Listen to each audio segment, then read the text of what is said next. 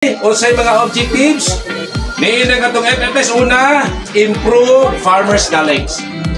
Aron nga mapun-an ang atong kahibaw, no? Sa kanang kayon sayod ko nga daghan mo kahibaw, no? Naniguam na ta sa pagpanguma. Pero sa kanang kayon naay mga kabaguhan sa pagpanguma, no? Naay mga bag-o nga mga na-discover. Muna nga mas maayo gud mag-apil-apil ta pagtambong ining mga training sama karon, no? Unya natay ipatuman nga mga beneficial practices, no?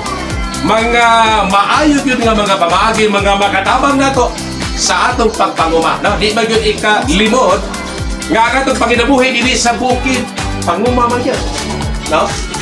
Muna nga naaming i-introduce, ipasulod nga mga maayo nga mga pamaagi. Ug sa ako nagikaingon, ablihi ang itong mga kasing-kasing ug mga huna-huna aron nga mas dali nato ang pagkat ko niini. No,